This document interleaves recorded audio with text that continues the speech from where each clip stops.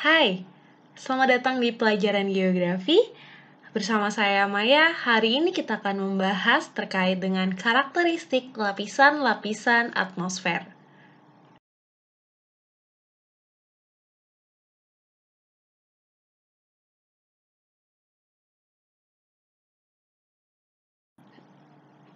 Nah, apa aja sih yang akan kita pelajari dalam karakteristik lapisan-lapisan atmosfer ini? Yang pertama, kita akan mempelajari tentang gambaran umum atmosfer, termasuk di dalamnya bagaimana komposisi kimianya, ciri-ciri atmosfer. Nah, selanjutnya kita akan masuk nih ke bagaimana sih lapisan-lapisan atmosfer itu, yang tentunya kita akan membahas tentang troposfer, stratosfer, mesosfer, termosfer, dan eksosfer.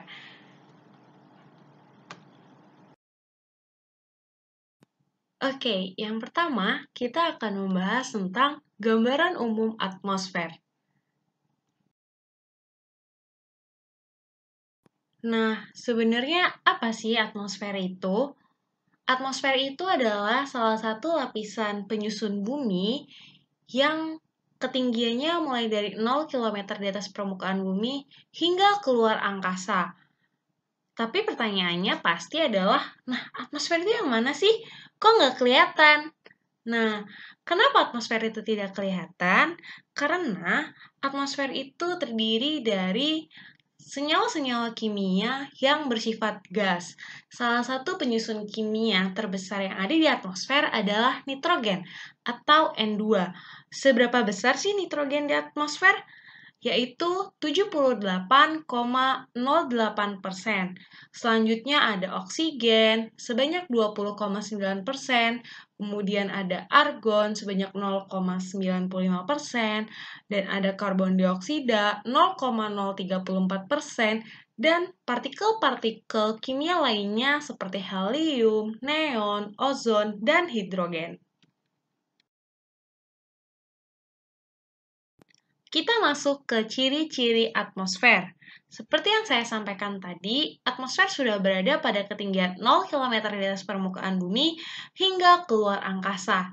Nah, salah satu ciri-ciri yang bisa kita lihat secara langsung adalah atmosfer itu tidak memiliki warna. Tentu kalau kita lihat di sekeliling kita tidak akan melihat adanya warna merah, kuning, biru, hijau, dan lain sebagainya. Jadi, ciri atmosfer yang pertama adalah tidak berwarna. Selanjutnya, atmosfer itu tidak berbau dan tidak berwujud. Nah, ciri-ciri selanjutnya adalah atmosfer ini memiliki berat loh. Nah, kenapa sih atmosfer itu memiliki berat? Karena atmosfer terdiri dari penyusun-penyusun kimia yang tentunya memiliki massa.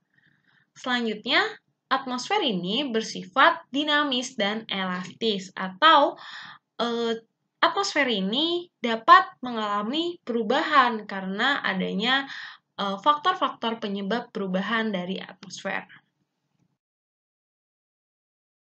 Selanjutnya, kita akan masuk ke pembahasan lapisan-lapisan yang ada di atmosfer. Coba kita lihat pada gambar. Pada gambar tersebut menunjukkan bagian-bagian dari atmosfer itu sendiri. Nah, di atmosfer ini ada bagian-bagian yang berakhiran kata per dan ada bagian-bagian yang berakhiran kata paus. Nah, untuk paus sendiri itu merupakan lapisan perantara antara satu lapisan dengan lapisan yang lainnya. Pada lapisan terbawah yaitu ada troposfer. Nah, biasanya nih pesawat terbang, kemudian parasut, kemudian balon udara itu berada pada lapisan ini. Selanjutnya, antara troposfer dan stratosfer, yaitu lapisan kedua, terdapat satu lapisan yang disebut dengan tropopause. Nah, selanjutnya lapisan kedua ada stratosfer. Nah, di atas stratosfer ada mesosfer, tapi ada lapisan perantara yang disebut dengan stratopause.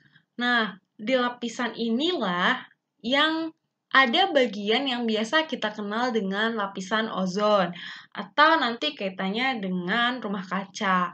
Tentunya pembahasan ini kita akan bahas di pertemuan selanjutnya.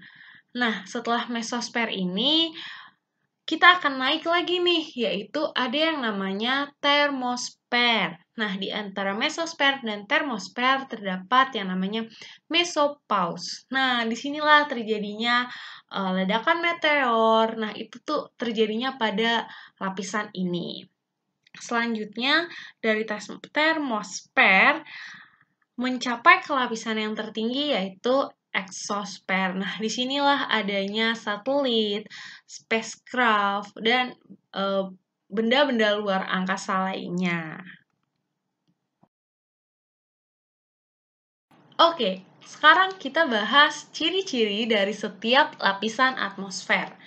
Yang pertama ada lapisan troposfer. Lapisan troposfer ini berada pada ketinggian 0 km di atas permukaan bumi hingga sekitar 15 km. Nah, di sini merupakan zona lintasan bagi pesawat terbang. Kemudian di sini tuh banyak sekali terjadi gejala cuaca karena di sini juga merupakan salah satu tempat terjadinya akumulasi gas-gas yang tadi sebagai penyusunnya atmosfer nih, ada oksigen, nitrogen, dan karbon dioksida. Troposfer ini juga berfungsi sebagai penjaga keseimbangan panas di permukaan bumi. Nah, semakin tinggi dari troposfer, maka semakin sering nih terjadinya penurunan suhu. Kalau kita naik pesawat terbang, mulai dari tanah itu terasa panas, kemudian naik, bahkan bisa terjadi pembentukan salju di kaca pesawat. Selanjutnya, di sini sangat sedikit sekali terjadinya penyerapan radiasi gelombang pendek dari matahari karena jaraknya cukup jauh.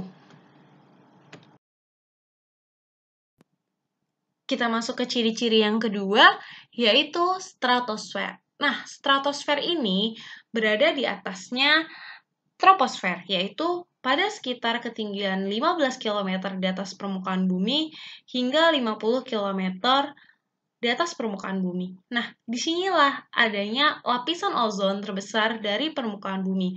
Apa sih fungsi lapisan ozon itu? Oke, kita akan bahas fungsi dari lapisan ozon ini lebih lanjut pada pertemuan berikutnya.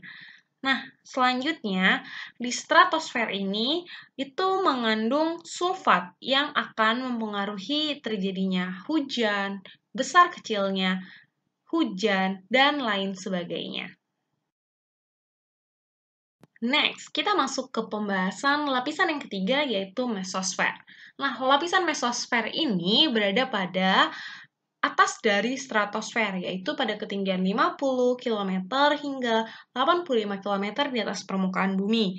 Nah, dengan tinggi yang terus meningkat, maka suhu pun akan semakin dingin. Nah, kamu tahu suhu pada lapisan ini berapa? Yaitu mencapai minus derajat Celcius. Nah, karena suhu yang dingin ini, maka meteor-meteor pun yang jatuh itu akan pecah pada lapisan ini. Dengan meteor yang sangat panas bertemu dengan lapisan udara yang dingin, maka meteor-meteor ini pecah pada lapisan mesosfer. Nah, di lapisan mesosfer ini juga ada yang disebut dengan lapisan ion atau lapisan D. Kita masuk ke lapisan selanjutnya, yaitu termosfer. Nah, lapisan ini persis berada di atas mesosfer dan di bawah eksosfer sebagai lapisan tertinggi yang ada di atmosfer. Nah, lapisan ini memiliki ketinggian sekitar 85 hingga 500 km di atas permukaan bumi. Di lapisan ini terjadi ionisasi gas-gas oleh radiasi matahari. Nah, sehingga termosfer juga sering dikenal dengan lapisan ionosfer. Nah, kamu pernah berpikir bagaimana pemantulan sinar radio itu terjadi? Di manakah itu terjadi? Maka jawabannya adalah disinilah, di lapisan termosfer inilah terjadinya pemantulan sinar radio komunikasi yang ada di permukaan bumi.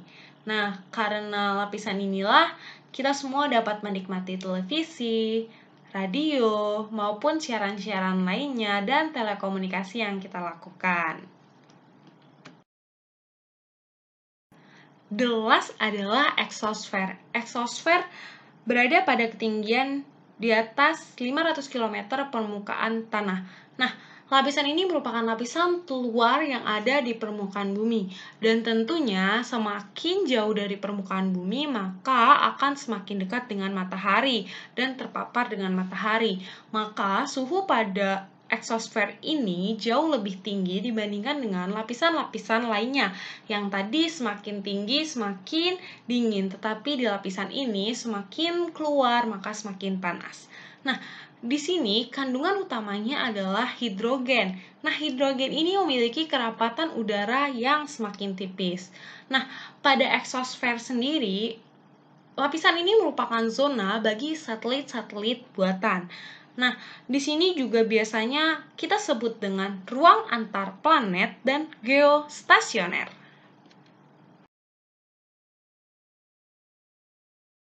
Baiklah, demikian pemaparan tentang lapisan-lapisan yang ada di atmosfer. Terima kasih atas perhatian adik-adik. Jika ada yang ingin bertanya, silakan bertanya dan semangat belajar geografi!